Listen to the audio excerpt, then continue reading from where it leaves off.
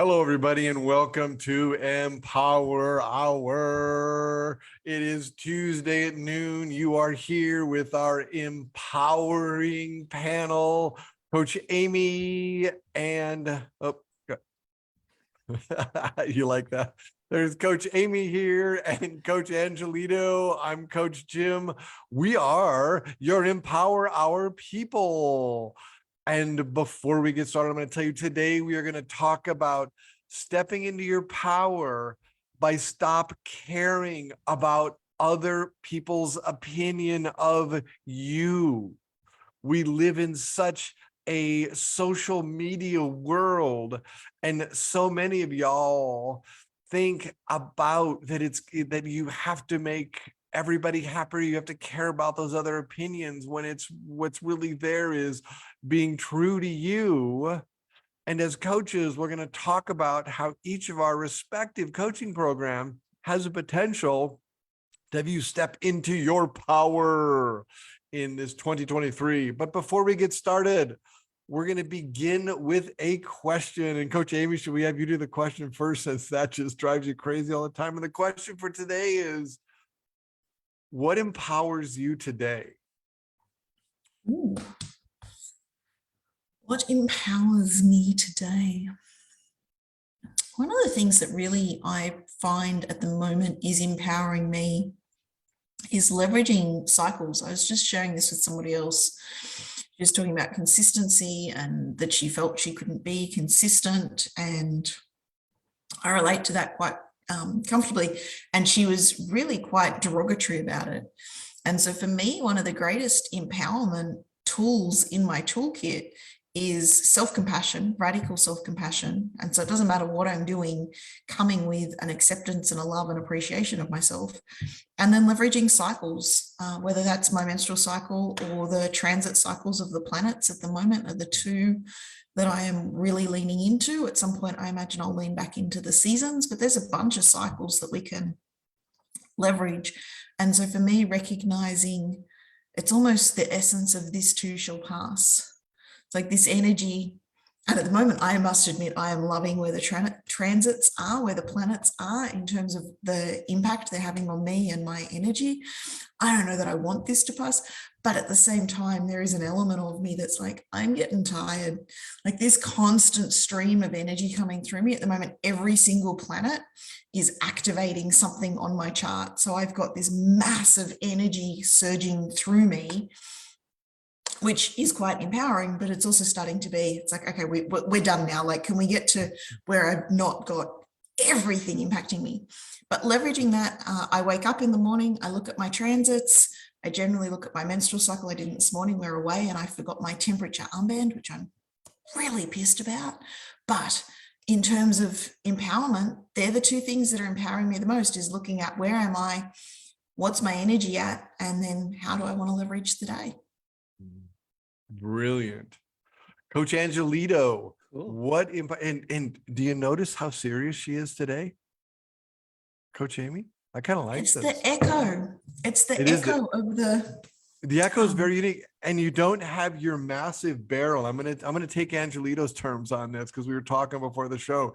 You don't have your massive barrel of tea. Yeah, it's but just what a she's little drinking glass. looks really tasty, though. I was thinking, is that apple juice? Is that, what is that? It is apple juice, diluted apple juice. Oh, yeah, I'm missing my barrel, and I'm also conscious that all of my kids are sleeping, and the noise from here is reverberating through, because that we're in an Airbnb. There's no clutter, so everything is amplified in terms of noise, and the hallway is just echo chamber. So I'm trying not to wake up my kids. It's not serious, it's just quiet. Okay.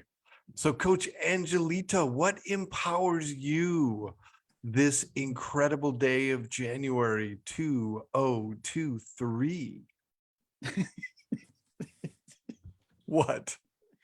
I just love that. Thank you. Thanks, Amy, for that answer as well. For me, as I think about what empowers me today, it's absolutely clarity and action. And being able to be very clear about what I need to be doing to get things done, and actually getting things done. And it feels really good. It feels really empowering. And to mention a little bit something about the energy that Amy's talking about in my own special way, or my own unique way of dealing with that energy. So I'm a pretty strong empath. I take on people's energy and I just feel what other people are feeling. And sometimes it gets so overbearing and difficult to do anything that I want to do because I'm feeling that energy. But what empowers me is just being conscious of being able to cut those cords, those energetic cords, and not allowing things to affect me so much, and stepping into my power, and and just being able to complete myself and all that good stuff. Quite brilliant. And what empowers me is, so y'all know that I'm writing a book, and a little over a week ago, I put a request out for people to actually add chapters in the book. I am getting the coolest stories back. In this morning, and I actually, over the weekend, and I was really kind of off grid, off everything, just enjoying my time in a yurt in California. And I got 2 more amazingly cool stories. And the funny thing is, what's blowing me away is, it's like, well, do you not want to use your real name? And both these people are like, can we use our first and last name? I'm like, oh my God. And one of them, the stories, I'm like, can I talk? Can your husband answer the questions? Because he's all, and this is a couple that's friends of mine. And I didn't realize they had this story. And it's like, because it's like, she told me, is like, he would have a very unique perspective of how it was. And I'm like, yeah, so that's what is empowering me, is I'm getting these slow trickles that are literally adding this beautiful content to my book, so that when it does get published, it is going to even impact more people. Sweet. And, I got the URL for the book name. I got a YouTube channel, I got Facebook. It's like everything is just falling into place. So that is what's empowering me. And I'm going to kind of go into kind of segue that in, because it's like, here's the question for you if you're listening. Do you care what other people say about you, the other people's opinions about you? And I think back to, I had a very traumatic incident at a young age, where before that time, I used to care what people thought about me. And this was back in college, back in the Stone Age in college. And literally, I had lived on a dormitory floor for 3 years. And there was a day I walked by a door, and the door was like 4 inches open, and they were talking about people. And ironically enough, the moment I walked by, they mentioned my name. And I probably heard 5 to 7 people talking about what they thought about me. And I can honestly say I went to my room and cried. And that was the last time that I cared what people think about me, because these people were very nice to my face, but behind my back, they were brutal. And some of the things, were they true? I'm not, it depends. Again, if we're going to get into perspective, but in my opinion, a lot of it was just me attempting to be a nice human. Oddly enough, in my college dorm, they always auctioned off one, or they did a random thing where they picked out, and you got a car pass for the semester, and then you had to do some of the house's business with your car. And for some odd reason through college, I got that more than I didn't. And so I was usually at the behest of people, but after that, I really wasn't. And after that, I actually just like, don't put my name in there anymore. But yeah, so like at an early age, I really had a strong lesson of not caring. But yet you look at social media today, and on the extreme end, you have people that I believe quite literally are committing suicide because they're not getting the likes, and they're not, after the isolation of COVID, they're not popular. And there are other people that, it's like literally you hear this, well, I got so many likes, maybe I should pull it.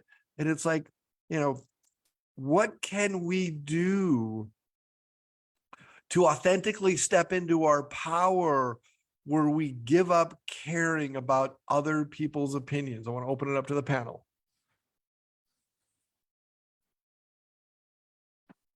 Either one of Angelina you, and I are playing staring Sure. contest. right? Well, I don't know if it's necessarily not caring. I think it's okay to care about it, but to be so empowered to not let it affect you. I mean, I feel like, Jim, I had a similar, I feel like everyone has a similar story about, you know, they can always tap back into their history of experiences where, you know, they cared so much about what others thought and felt about them that it affected the way they expressed themselves. And, you know, for me, it was, I did that for 37 years. And I denied myself my truth. I denied myself a life that, That's right. yeah, that who knows where my life would be had I had been honest and genuine and not cared about what other people thought. And once I was able to break free from that, like my life went into a different trajectory. But I'd say about 90% of the time, I am free of that, like caring, I guess we'll call it caring about what other people think about us. And then there's 10% of the time where like I catch myself off guard and I forget about, you know, my strength and my inner power. And then I remind myself and I have the tools to get myself back realigned to who I am. So yeah, that's my experience with that. How about you, Amy? Yeah, a little bit similar. I'm not sure that caring is quite the word I would go for, because I think the caring, for me, I can't turn off the caring. Like I've heard that message many, many times. It's like, don't care what other people think. I care. And then if I then fall into this trap of, well, I shouldn't care, then I go into this shame guilt spiral of I'm not doing this well enough. And so for me, I find that it's okay for me to care. It's not okay, like you were saying, Angelito, for it to then shape my actions. So I can care deeply, but it doesn't have to shape what I do or say or who I'm being in that moment. That becomes my own choice. And I think that's where that shift is from that place of letting that care or that feeling or that emotional response that we have to what other people think of us or say about us, to letting it impact what we say and what we do. And that's where that line needs to be drawn. I think there is also a time to listen to feedback. So there is a time there was a post this week, I don't know which group it was in, I'm in so many groups. My business coach says blah, and I'm here to get you to all tell me something else.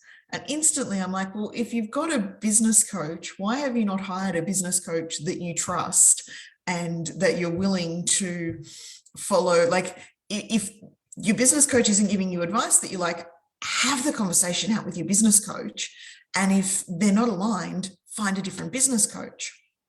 But this person cared so deeply, like clearly he had this aversion to the advice from the business coach, which from my perspective was good advice. And interestingly, everyone that commented was saying, your business coach is right, suck it up and do what your business coach said. No one got on his bandwagon of, Wow. like it just, the advice from the business coach was sound. But if you're going to, like, he clearly cared what the business coach had said. He clearly was taking it personally. But if you don't agree, just follow your own path. Don't go and look for people to support you. Don't go and look for this other stance. So finding a way to know who to listen to and care what they say. So I have a business mentor. She knows me very well. She knows my patterns very well. We've been working together on and off for the better part of 4 years, and she's known me 5 or 6 years. So she knows me. She knows me quite well. She knows my tendencies quite well. The other day in my session with her, she said, I think you should do this, but knowing you, you're going to go and do this instead. I'm like, yep, that's accurate. And so she's like, can we consider how maybe we could do it this other way that's going to get you a different result? I said, we can consider it. Whether I buy into it or not is another matter. But I listen to her. Now, I may or may not follow her path because it's a mindset coaching, and she's very well aware that I have my own patterns and preferences. But knowing who the person is and what their intention is huge for working out where it should shape our action. So the caring, I think, I've never worked out how to switch that off. There are times where it impacts me more. There are times where it impacts me less. But the knowing what's going to actually shape my action. One of my mentors taught me to ask 2 questions. Who are you and what have you done? Not necessarily out loud, but who is this person? And by that, he meant, do they genuinely care about you? Do they genuinely care about you? So my business mentor, she knows the strategies that will work to get the business success, but she also knows me and what will work to get my success, because I'm not driven by the same things that she is.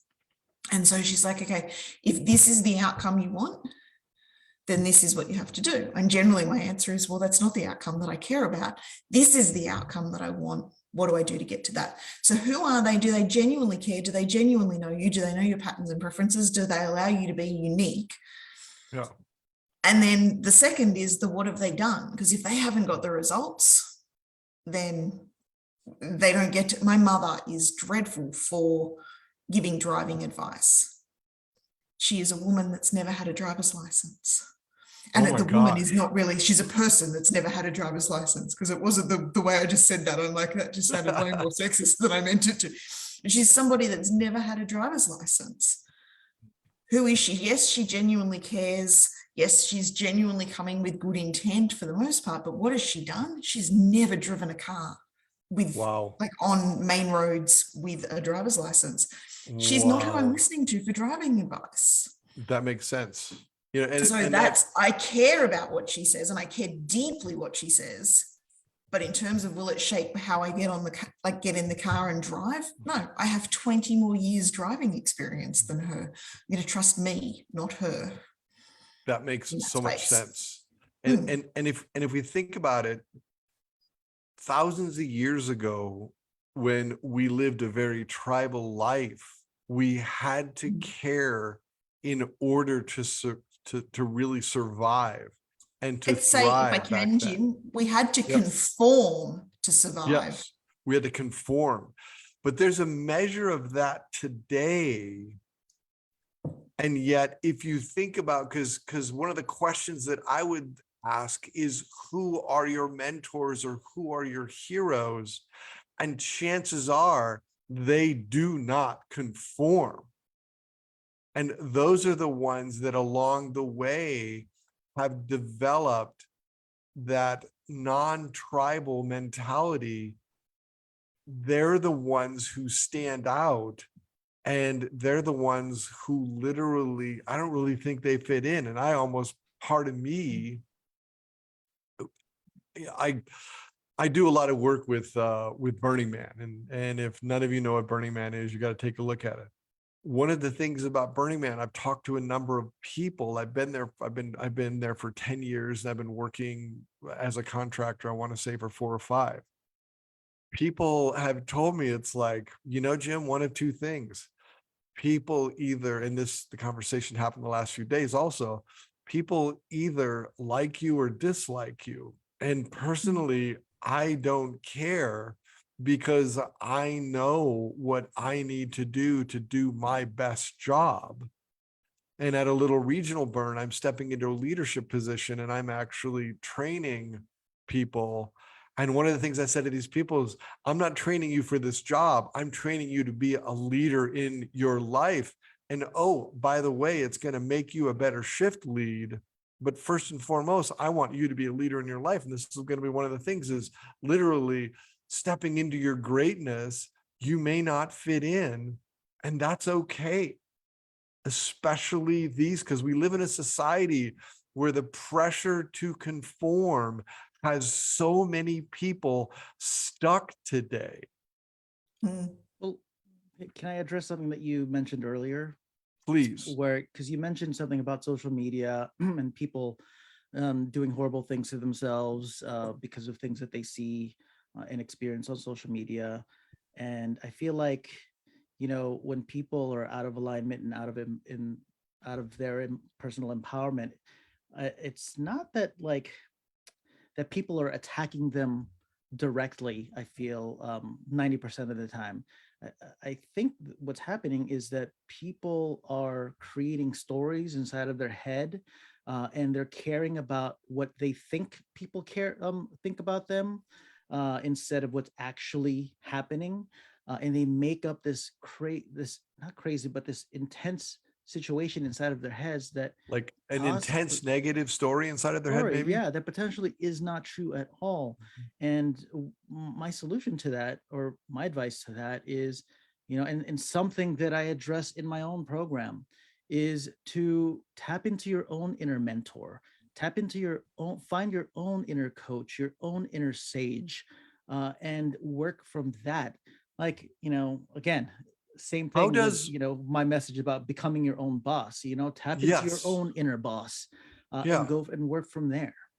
So Angelito, that's a really great question. How does one begin? I'm going to ask this to both of you. So maybe Angelito first, and then Amy. How do you learn how to tap into your own inner mentor? Because by doing that, that may be one of the key things that's actually going to create the space of you listening to your own inner mentor and literally dropping that need for acceptance and just being the leader you were meant to be. Yeah, well, that's a great question. I think one of the simplest ways to get started is, I'm a huge fan of Byron Katie and the work that she teaches, and Yes. yeah, and one of the questions that she likes to ask when someone has an issue or a problem that they're going through, is teaching people to ask themselves, is that true? If someone says like, oh, you're a fraud, or oh, like you're shitty at what you do, like, instead of really taking that in from that perspective, is to go into yourself and to ask yourself, is that true? And how do I know that's true? What lets me know that's true? And then you ask yourself, what lets me know it's not true? So that's a question, or that's a step that where we can begin, is to start asking yourself these important questions instead of looking for the answer on the outside, to recognize that the door that you're looking for, to everything that you're looking for, opens into the inside, inward. Amy? Amy, Jim? what do you think?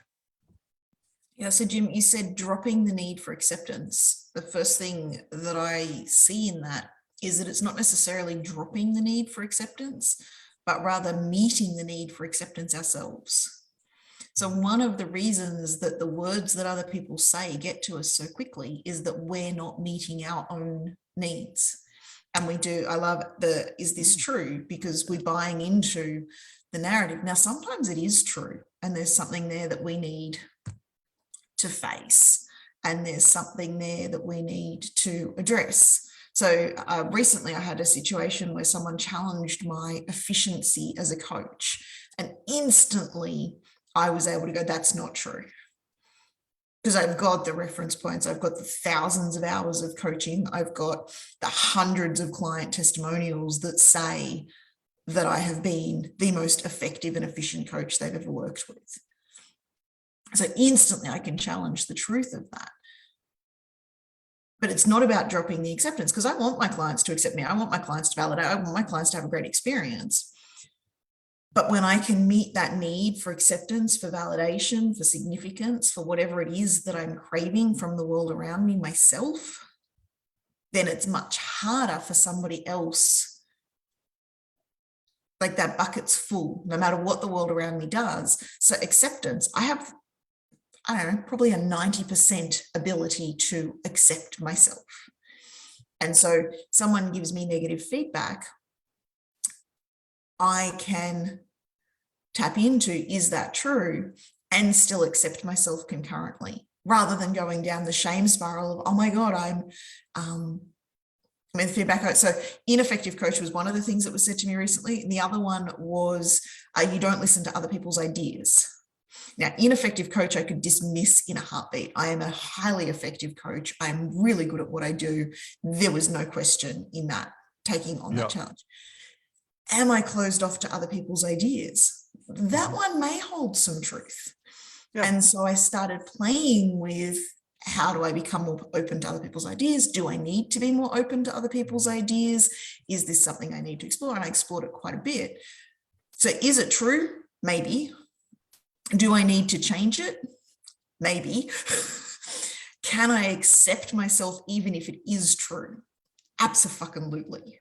And so that's I'm not looking for the acceptance of someone else. The only way I'll accept you is if you're open to all of my ideas. I don't need your acceptance. I've got my own acceptance. And what I hear there is that the ability to be open to feedback. Because the irony of being open to the feedback when I'm being told I'm not open to ideas didn't get lost on me. Yes. But I was right. Yeah, that is kind of funny actually. Now that if I step back and listen, but you didn't just dismiss it, you actually heard it. Yeah, because I can like when you said that, I remember a time that I was working with I was working with a group of people, and in the group of people was an incredibly high profile person. If I said the name right here, 95% of the people would know. I didn't know who this individual was. And the individual gave me some very harsh feedback. And in the middle of 20 people, as opposed to getting anything other than I just said, wow, and I thought for a second, and I said, I'll have to ponder that. Mm. And when I didn't just repudiate it, I don't know what it is about this person. And this person is like I said, it's a very famous person, but he's not a nice person. And he's just someone that just infuriated him even more. And then I thought about it for a second. I said, I don't think this is my issue. I think this is more your issue, which then just set him over the edge. But it's like after that workshop, I had to ponder about it and say, is that an issue? Because sometimes, right, the power of being a coach and the power of being an effective coach is the power of, with somebody that you have a level of respect for, is being able to process the feedback and determine if it's true or not. Yeah, which is the who are you and what have you done? Because I was not going to process that feedback with the person that gave me the feedback, because who are they and what have they done? In that moment, I did not feel that they cared for me. And in that moment, I did not feel that they had the results necessarily. Well, and so it wasn't them, but I have definitely processed it with several other people. I've taken it to my mentor. I've taken it to a couple of my accountability buddies, and it's like, is this feedback? I also took it back to the wider group and said, do you feel I shut down your ideas? Do you feel that I overpower the conversations? To which I got varying responses. Well, and it's interesting because in my situation, I took it back to the staff of the recovery center. And they basically he's that way with everybody. He belittles everybody. He finds a way. And he's one of those people that literally has a way of kind of inching in almost instantly and just going for the jugular. And I watched something that he did, and I'm just like, oh, now I understand why he's just like, I'm just a jerk. And the funny thing is the clinical director made him give me an apology, and I didn't accept it. I'm like, you're just reading this like a script. You have no authenticity about you. And at the end of the day, that individual was not somebody that I had any level of respect for. And because I had no level of respect for that individual, the words just kind of I still pondered them. And if you're listening to this, the question I would have to you that's drawn out of what we have said is, who do you admire? Because the people that you have an admiration for or that you have a respect for those are the people that you can actually begin to take the consideration. But if it's somebody, right, if it's just a random person out in Facebook land or Instagram land or LinkedIn land, and you don't even know them, and they're critiquing you, Mm. you may not like I would not allow yourself to mentally go into that space of guilt and shame, like you said, Amy, and belittle yourself. Yeah, that's yeah, that right on, Jim. Like I agree with that. And I'd also add that like I want to help whoever is watching this or listening to this right now, who may not have access to a coach or a mentor, who's going at it alone, who is struggling with, dealing with words of other people, to empower yourself in such a way that regardless of what happens on the outside, that everything that's inside stays intact, and that you are basing what your responsiveness or your reaction to whatever happens outside based on what's happening on the inside and what you're connected to on the inside. And I would invite you to start by somewhere in your life, in your experiences, you've had some kind of a transformation where you were facing some kind of a problem, and you had an enough is enough moment where you decided enough is enough no longer, and you decided to do something about it. I would invite you to find your enough is enough moment in listening to what other people think and feel about you and having that affect you.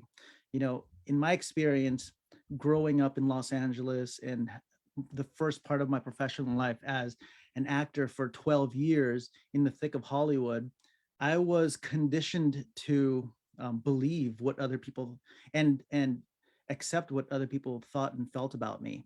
And you're constantly judged as an actor in Hollywood, constantly told that you're not enough and you're not enough and you're not enough. And if you listen to it long enough, you start to believe it.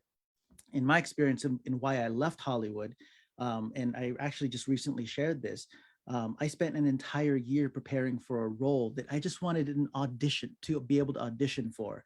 And it was based off of a book. I learned that one of my favorite books that I was reading at the time was being adapted into a feature film. So I walked Wow. that book over to my agent's office, and I was like, I don't care what I have to do. I want to be able to just audition for this because I feel like I'm perfect for the role. A year later, it took me about a year to prepare for this role, and that included losing a lot of weight to prepare for the role. A year later, the time came where they were casting for the part, and I took my agent out to lunch with money that I barely had, but it was Hollywood, and that's what you do. And they literally told me to my face that the producer, who was a big shot actor, and I'm not going to name any names, said that an Asian could not lead a multi-million-dollar film. This was years ago, before all of the, Me Too stuff Oh, and all this stuff, wow. that an Asian could not lead a feature, multi-million-dollar feature film. And so they were changing the role to a different ethnicity. And I didn't even get a chance to audition.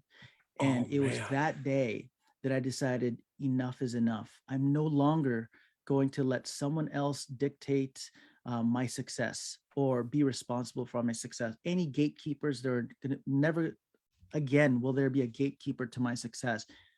No longer waiting for a casting director to have a good day to let me through to the next level. No longer going to let a producer tell me I'm thin enough or light enough or brown enough or my hair is long enough or not.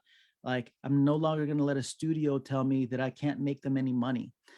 I was going to, from that day, decide that I was going to become my own boss, become the boss of my life, become the boss of my career, become the boss of my destiny.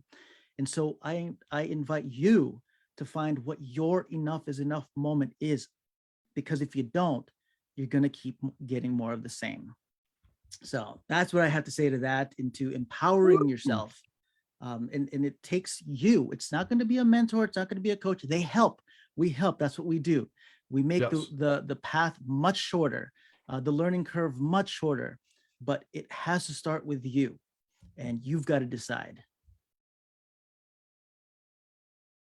Amy, what would you like to add? Thanks, Jim. The thought coming up consistently in my mind is where we can separate ourselves from the what we are doing and how we are seen from who we are being. So one of the most common proclamations, mantras, it's like charge what you're worth. I think it's bullshit, because what we are all worth as humans is priceless. There is no ability to put a price on what we are worth. And who I am as a person is priceless. My husband would, and I will go back to my clients in a second, and this makes me sound more like a prostitute than I mean it to, and that's okay. I've owned my inner prostitute. I'm quite comfortable with her. But I have carried 4 children for him and raised them, and I keep our house and I manage the finance. He could not replace me in terms of what I bring to his life. I am irreplaceable. I am priceless. There is no one else that could have given him those 4 children. There's someone else that could have given him 4 children, but not those 4 children. And there are days where I might swap out my children and feel like that, but and the same in return. He is irreplaceable. Now he brings me home a whole lot of money. I can replace the money, but who he's being with me is completely priceless. So to charge what either of us is worth as humans is impossible. Now he goes out and he drives freight trains, and they pay him what he is worth based on the profits that he creates for the company. Right. So he uses significantly less brake shoes than the rest of the drivers.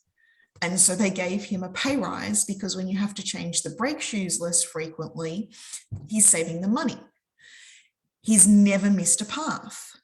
So in railway terms, there's paths that are set up between the passenger trains. So the freight trains have to fit between the passenger trains. If you miss a path, meaning that you don't get to where you're meant to be to fit in between those passenger trains, it costs the company anywhere between $20,000 and $100,000 just in that instant.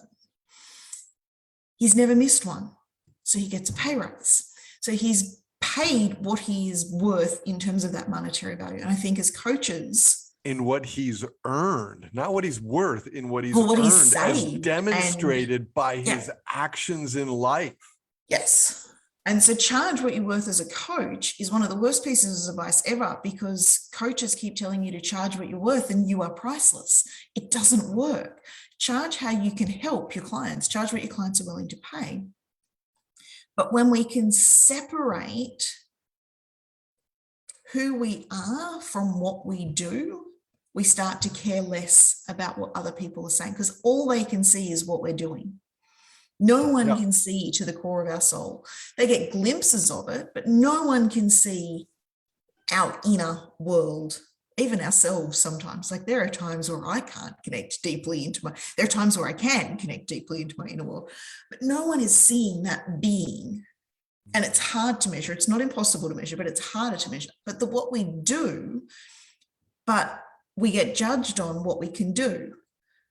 And so for you, Angelita, thinking about your acting, and that sucks. Like, I just want to validate that experience sucks and shouldn't be happening. It sucked at the time, but I'm absolutely happy that. Yeah. But it shouldn't have been happening at the time either. But keep going, Amy. Yeah. In terms of what they were looking for, you couldn't become lighter skinned. You couldn't become a different ethnicity. None of that was in. So there is an element, and nor should you have to. However, that's what you can do, because as an actor, part of how you show up, what you look like, plays into how you play the role to some degree. To take that personally, which it doesn't sound like you did, it just became your catalyst to shift into a new realm where that was no longer going to be. It's the same as coaches. So there are some things that I suck at in coaching. There was a post that came up in my memories. If you're looking for a shoulder to cry on, find another coach. This is my post from like I don't know, 7 or 8 years ago, I posted it. I'm like, yep, that's still fairly accurate. Sitting, listening to pity parties, sitting, listening to emotions being expressed is not my strength. But if you want a clear strategy to create a program, create a course, get on with your business, work out who you are through profiles, I am that coach. But if I took it personally, and I've been given this feedback by a mentor that I, up until this point, trusted rather implicitly, that I needed to be more nurturing in my coaching. People don't pay me for my nurturing, people pay me for my strategy.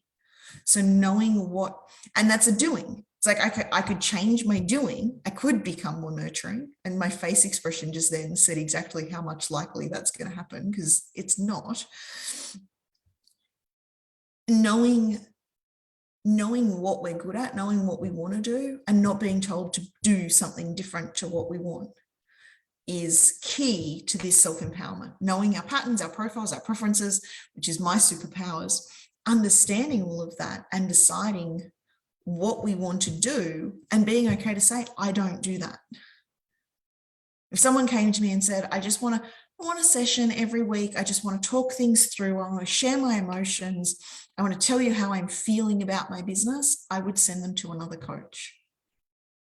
Because it's I would not, send them to a therapist. well, Yeah, I would actually, I yeah, would send or it to a potentially a therapist. therapist. There Yeah, are plenty yeah. of coaches that do it as well. And that's their call. But I would send them to somebody else. That's not something. Now, if they then said, if you're a coach and you don't do this, you're a less than coach, I can challenge that, because I know that's not true. I'm not the coach they need, but I am the coach my clients need. And so when we separate the doing from the being, because what I'm willing to do and who I'm being are two different things. Like my innate worth is not based on what I can and can't do, or what I will and won't do. And so that for me is where the empowerment lies, is separating those two. Yeah, Yeah. that makes so much sense. I mean, I look at my clients and like we have different coaching styles. I get them to understand how they've created their life.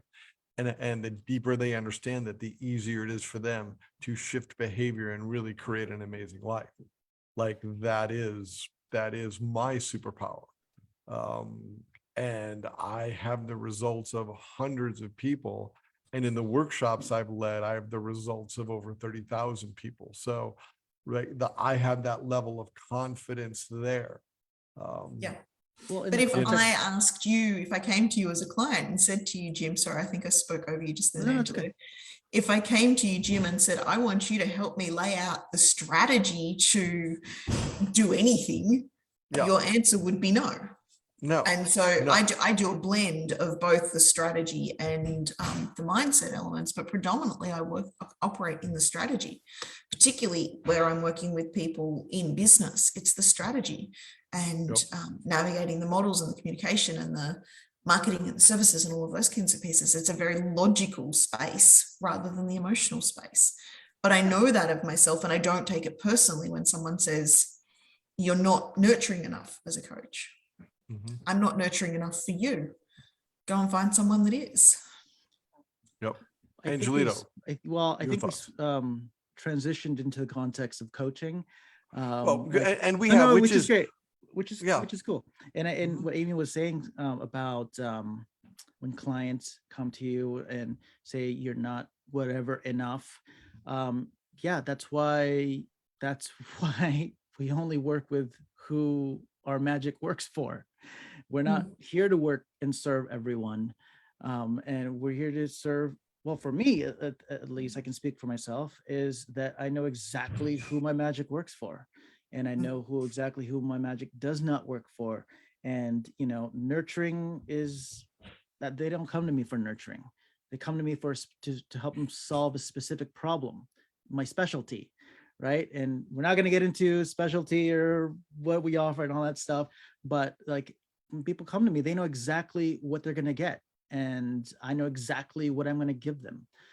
So opinions of, all the other opinions that doesn't really address what we're working on goes out the door. That's not what you're paying me for. Yeah. Well, and if somebody comes to me and it's outside the scope, I will find somebody that they need. But it's like, I've been doing this so long. I've been doing this since December of 2005. I can literally have an initial meeting and see if they're going to be ideal clients or not. And Yeah. if they're not ideal or dream clients, I send them elsewhere. And if this is someone watching this, Mhm. watching us, and we're talking about coaching, and if you're a coach or if you're becoming a coach, yeah, like these are things to consider when you're building your business, right? Like, Yes. this is what's going to help you empower yourself so that you don't get lost in the whatever they think about you situation. So this is good to listen to for sure. It's also really good to consider if you're considering hiring a coach. So there was a post I saw in a Facebook group this week. If you come across this person, do not buy her courses. Bloody, like, it was this real derogatory post. I couldn't find it this morning. I was going to go back in and share my 2 cents on it, because so what I did, I saw the person, I looked them up, I went and I watched their videos. I can see why the person that had posted didn't like it. But if we're choosing to hire someone, we want to understand, what are their core philosophies? So anyone wanting to work with me, there are 2 things that you have to come with. One is that we are all whole and complete. You may not know how to connect with your whole and completeness, but we are all whole and complete. And if that underpinning belief is not there, if you think that we are all broken and need fixing, we're probably not a good match. And the other is that there is no one size fits all strategy. And if you are looking for a magic pill or a magic bullet, and I'm going to give you the one solution, I'm reminded I had a tarot reading last night, and the reader said to me 4 times, she's like, you're going to pick one thing to focus on this year. I'm like, no, I'm not. Yeah, that's not the reading for Amy. I don't care and it's not what the card said, because we were doing reciprocal in a tarot course that I'm taking. I'm like, that's not what the cards say at all. There is no one thing in those cards. But that's my 2 core philosophies. So someone that comes thinking that there's going to be one magic bullet or one thing that solves everything is not a match for me. But you want it, when we're looking for coaches, we want to make sure that we're looking for coaches that have a philosophy. So yes, they're going to need to come with some different thinking. Yes, they're going to need to help us shift something. But what are our underpinning philosophies so my coaches need to understand, I don't believe I'm broken. I believe I'm whole and complete, and I've got shit in the way of getting on with what I'm wanting to do. They have to see me as whole and complete, not broken and attempting to fix me. And my coaches need to recognize that I don't believe there is a one size fits all strategy, and I will do 20 different things and play and dabble and explore. So when I'm looking for a coach, I'm looking for someone that is on board with that philosophy. There's another one that I've got for coaches as well, and that's that the external world exists and that there is impacts from the external world that shapes our internal world. And so that's what I'm looking for in a coach. But knowing this as a client seeking a coach or a mentor or a course creator, and be open to, and this is my own strategy, but be open to taste what they offer. The woman that complained in that group about this course creator, all of the things that she complained about were in this woman's free content that I watched this morning. I'm like, how do you end up spending and buying? And it wasn't a particularly expensive course, because that was the other thing. I'm like, how much has she paid out? Because the rant was a $600 course, which in the world of coaching is not particularly much. Now, I get for some people that are watching this, that may seem like a lot of money, and I respect and acknowledge that if you haven't been in this world, that seems like a lot of money. I've paid out $25,000 for courses in a heartbeat, but I've done my research. So as clients, we need to be responsible. Everything she complained about was in this woman's free content. So the giggles that were annoying, the meandering conversation, there was something else she complained, everything. I watched a 16-minute video. I'm like, it's all there. If you downloaded the 16-minute video, you'd have seen that in the 16-minute video. And so test things, taste things, have a conversation with the coach, make sure you're aligned, because there are too many people that just trust on good faith. It's like the promise sounded really good, but test that they're a match. Not every coach is for every client. Not every client is for every coach. It goes both ways. And so as potential clients, find the match. explore, and don't explore too long. Like, don't go into over-analysis paralysis and get really conscious of this, but watch their free content on YouTube or watch their videos on Facebook or have a conversation with them before you invest. Because I can't see how this woman could have invested in this course with the right to complain when the free content matched Wow. the course Yeah. content. Now, That's there a are a bunch beautiful of point. coaches out there that doesn't happen, but for the majority of us, we're operating on what we put out for free, what we share, our philosophies, our essence is going to match. The me you get Yep. here on Empower Hour is the same me that you get in a coaching session. Very, very true. Angelito, any thoughts? We're going to wrap this up in the next 6-7 minutes. Oh, cool. Cool. Not cool that we're wrapping it up, because I actually thought we were only like 15 minutes into the show, but I was just so enthralled with what everyone's saying. But yeah, I agree. If you're looking for a coach, do your research. And no, I would add, because Amy was talking a lot about the psychographics of the coach that you're looking for. I would also, as a client looking for a coach or someone to help you, know what you're trying to accomplish, know what you're trying to solve or what you want, and if that coach can help you with that, if that's a coach for you. We come back It's to the interesting. who are you, what have they done? And coaching isn't necessarily about what have we done, but there is an essence of it when we're seeking out mentors, which is what a lot of people, like if you're buying a course, you're not looking for a coach, you're looking for a mentor.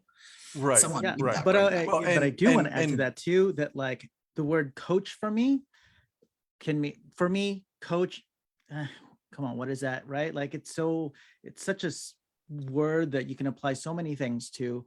For me, a coach is a mentor, is a teacher, is a guide, is a facilitator. It's all of the above. It's if you have a desire to help other people transform their lives, you are a coach. That's for me. That's how my perspective of it. Just to make it simple. This is the obstacle with the word coach, because there's so many Right. different definitions out there. And I want to pull this back, right? Because today we talked about stepping into your power. If you have listened to this and realize that you don't have a power, take a look at where you're giving your power away. And if hiring a coach or a mentor or a therapist, if that is what it takes for you to step back into your power, get in action. Because if you're disempowered in life, especially if you're disempowered year after year after year, many people get to the end of their life and realize they've been disempowered for most of it. In this group here, there is not one of us that is quite literally like we are all empowered. It's just who we are. And if you listen to all the three of us, we are quite literally like, that is our stand, is to be empowered in life. I gotta step away real quick. I got a dog throwing up.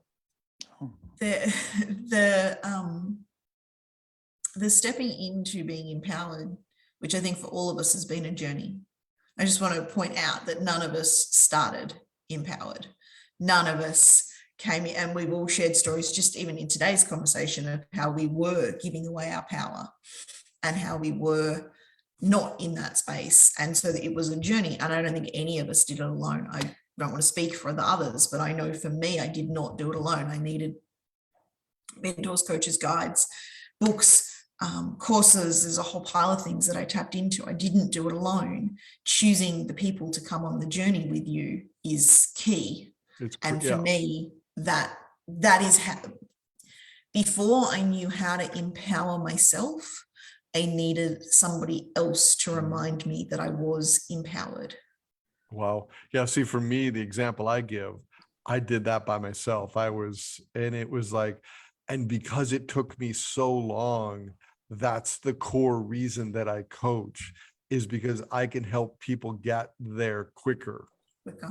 And it starts with a decision.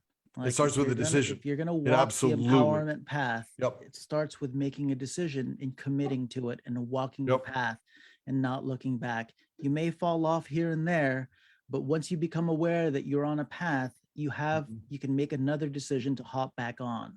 So it starts with a decision, and you have to find that enough is enough moment. And it's not going to be just one moment for a lot of people. It can be a multiple enough is enough moments, but there's got to be that one enough is enough moment Yep. where you just make a decision and commit to your growth and your empowerment 100%. And we are in a day and time that committing to your power and your growth, it's just time. It really is. Amy, No, last thought sure. before I wrap this up. Yep. Yeah. So I'm not a huge fan. And I understand for some people it is that it's the decision and make the commitment. For me, it was simply an exploration. Mm, The idea of okay. making a decision, I was so unempowered when I started on this journey. I didn't have it in me to make a decision, and I certainly didn't have it in me to make 100% commitment. For me, it was I'm simply going to explore. And there was no, so for me, the fear of making the wrong decision was so strong that being told that I had to make a decision was paralyzing. For me to have to give 100% commitment was paralyzing. I was way too overwhelmed. So for some people, it will be that decision and it will be that commitment, depending on if they're at that point of stepping into their own self-empowerment. I think that will serve them really well. But for anyone that's not at that point yet, it is okay simply to explore, to Yeah, reach it's a good out, to start. find someone. It's a good Just start. Yeah, to explore and be flexible. And when I talk about committing 100% to empowerment, it's really about committing 100% to you, to your growth, and to your life, right? It's all about living. When you hop in the water, like into that lake, it's not about dipping your toes in, it's about jumping right in. Because what's on the other side of it is way worth the jump. yeah, Beautiful. we come with different perspectives, and I trust That's that each of us will land with who it's meant to land with. Yeah. And that is the beauty of Empower Hour, is different perspectives, but yet a very clear message. So you have been listening to Empower Hour, and I want to thank you and look forward to seeing you next week here. Create an empowered week. And if you have questions in the comments, put your questions down, or even if you have topics that you'd like us to talk about in the comments, put those topics down and we will bring them to the forefront. Thanks, everybody. Thanks, Jim. Thank you. Thanks, Angelito.